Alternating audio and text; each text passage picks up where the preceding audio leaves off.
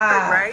But outside of that, there's explaining why she's single. I just had like the crazy.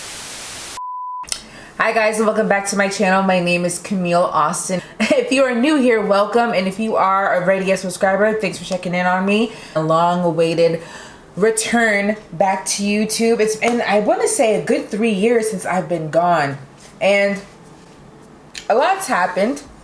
And you know, I've really broken this video down into three main things: what the hell happened, what I've been up to, and really where do we go from here. So jumping right in, I'm gonna do is actually share a little bit about what exactly happened and led up to that video. And this will probably be the only time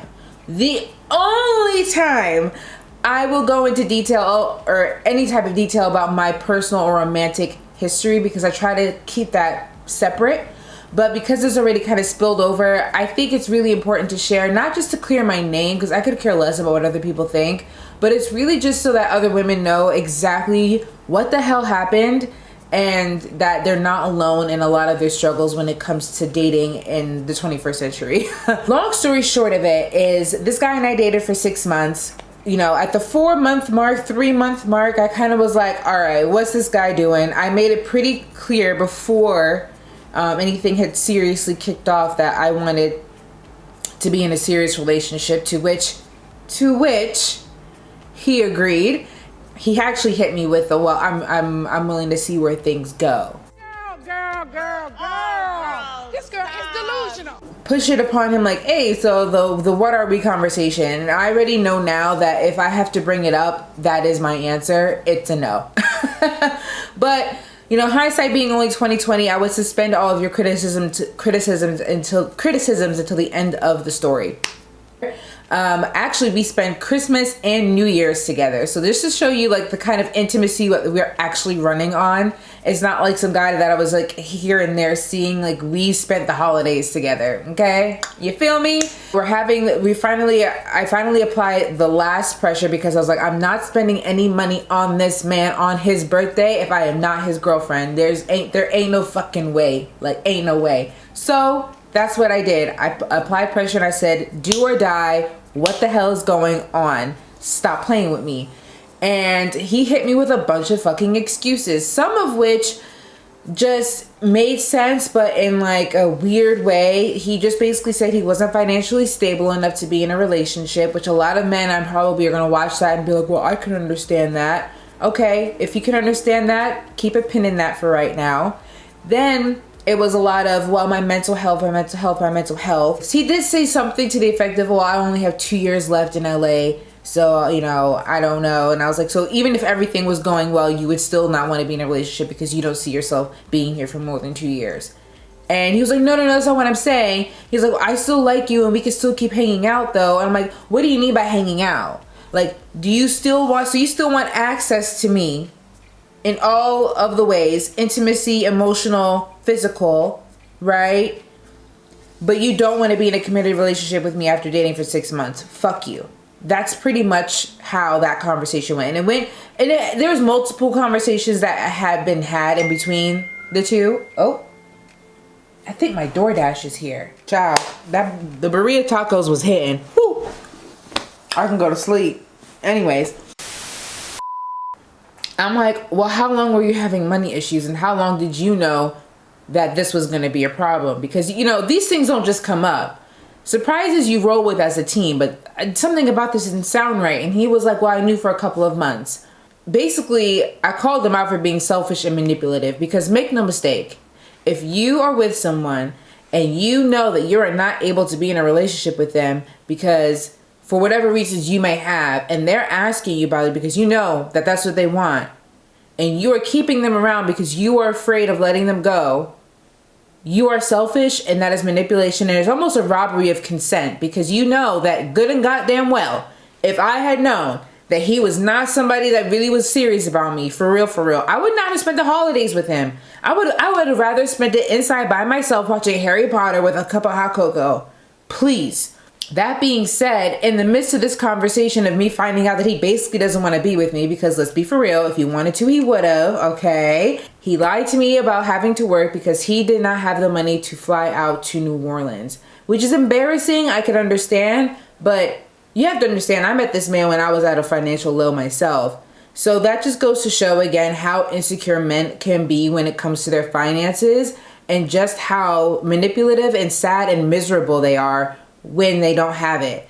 Now, for all the men that are like, well, yeah, I can understand not wanting to be in a relationship if you're not financially stable, don't come for the women that are saying we're not dating men who are not financially set, stable, and happy. Okay? We don't need you to be rich, but you better be making more than me, because now at this point, I'm learning the hard way that you all are deeply fucking insecure when you do not make as much money, if not more, than the woman you're dating. And I just don't have the time to coddle or babysit any grown-ass man. This is untethering, right? There's multiple conversations being had over a course of a breakup. Y'all get it, like breakup, but not really. And one of the things that he said to me that really stood out, because I called him out for wasting my time. And he was like, well, I don't understand why you're so upset. You're the one that's leaving me. Then he went to gaslight me even more and say, well, you leaving me at a time like this is honestly a bit of a red flag. I was the one with the red flag. Guys, I could not make this up. After getting caught in a lie, after manipulating me into staying with him longer than what I would have even cared to have. And I said that. I was like, do you think that I would have stayed with you? And he's like, well, then it became, well, you could have left at any time. You're making it sound like I forced your hand. But then in the same breath just said, you leaving me at a time like this is a red flag. So I'd have been damned if I did and damned if I didn't. Okay, guys, I'm so sorry to be doing this. It's editing Cam here. I'm saying all of that to say this. The people who get upset about your boundaries are the ones that benefited from you not having any. So the minute you enact a boundary and that person gets upset with you, it's because they benefited from you not having any. Make no mistake, they were moving with an ulterior motive. And because I would not let this man coerce me into a situationship or a friends with benefit situation like his other friend did, it became an issue. And then it became a let me play on her emotions, let me fuck around with her mind. And I just want that to be the lesson for any women that are going through the same thing. It hurts like hell, and that's what you guys saw in that video. It's not always so easy. It's always so interesting hearing and watching all these videos and people making these snap assumptions about my life. Like, really though, like came from my neck. Like, oh, she's so desperate, not realizing I was the one that ended it with him. Oh, you know, he must have been a white boy, not realizing he was black. Oh, you know, she's materialistic, not realizing I dated he was a brokey, okay? Plain and simple. You know, just a lot of these things, and I did it all right, you know? Like I still stated what I wanted in the beginning, like they tell us to. I didn't share any of my past traumas with him. I did it all right, and he still managed to lie to me. I was just overwhelmed, and at the time, you know, I said what I said, and I think a couple interesting things happened after that, right? I got a lot of great feedback from women who understood where I was coming from and felt my pain, because right now in the modern dating, it's like, oh, that's not playa. You out here crying over a man. Oh my God, that's embarrassing. Like, that's not really why I'm embarrassed, but you know, it's just so unfortunate that we hold space for so many non-black women and men even to be emotional and be vulnerable and not, you know, break them down or tear them down or try to, you know, belittle them for it. You know, I think they were just trying to give like some weird dating advice about like, I need to, you know, tell them what I want up front. And this is why I don't do talking stages. I was like, I don't do talking stages either. I was just low-key manipulated into one. And he tried to manipulate me to a situationship, but thank Christ I knew better and I said, fuck off. But that's not something you guys were really ready to hear, or probably wouldn't have believed me at the time. Then there were comments about, you know, freeze your eggs. Like, first of all... Hold on that. Hold on. First of all, freezing your eggs is so fucking expensive, especially if you don't have a little legit medical reason as to why you have to do it prematurely, because I am still too young. So it costs money, okay? Your insurance does cover it, but your insurance is like, do you got cancer?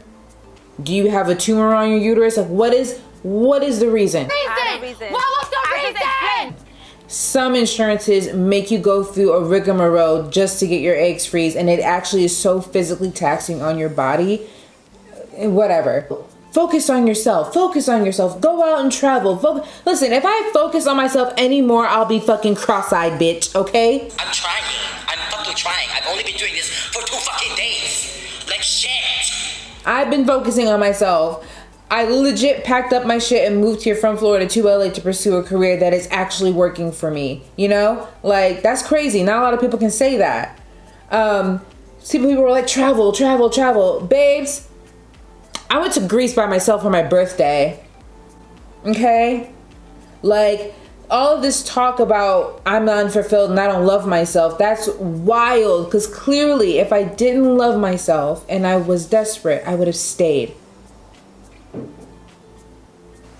A lot of black men, reacted a certain way because of the tweet that they saw. And I'm not going to shy away from that either. I'm sorry. I'm not one of those YouTubers that are going to have a gray couch behind me, no makeup on, crying. Like, everything. No. I said what I said.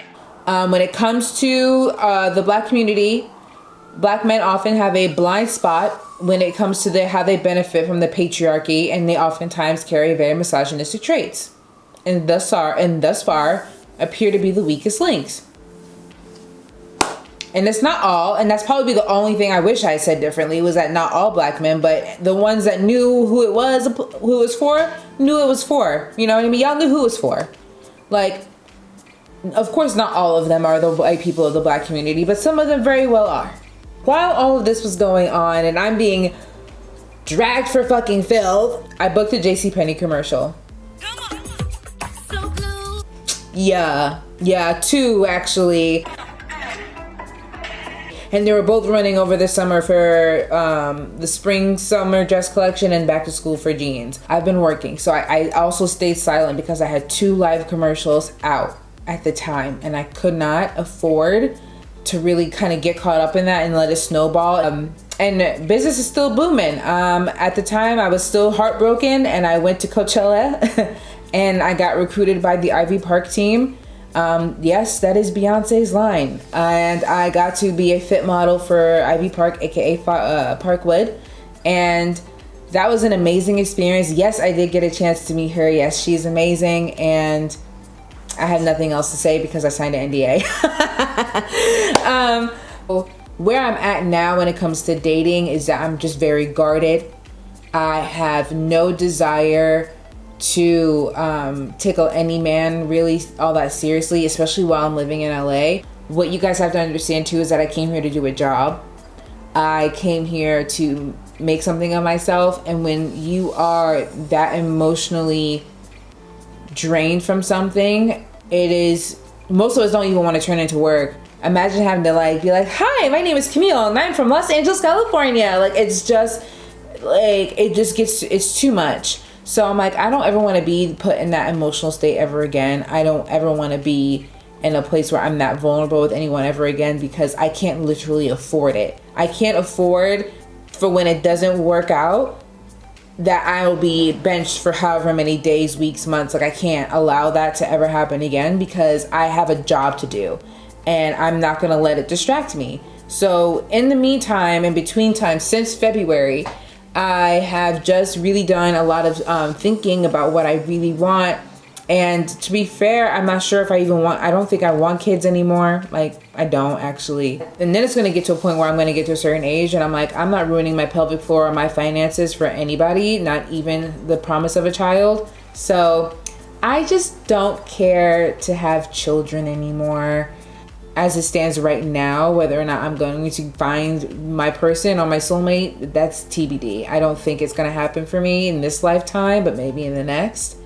I wish there was something more positive I could say about, the romance of it all and how I'm doing in that avenue of my life, because I'm sure that's something you guys want to know. But I'm doing really well in the fact that I no longer give a fuck.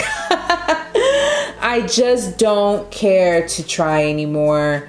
And, some guy that's probably gonna want to date me is gonna watch this one day and be like, well, shit. And let me tell you something, brother. If you've made it this far after me just publicly saying this out loud, I will catch a charge if you fuck it up. As far as where do we go from here, as far as this channel, shit, I don't even know.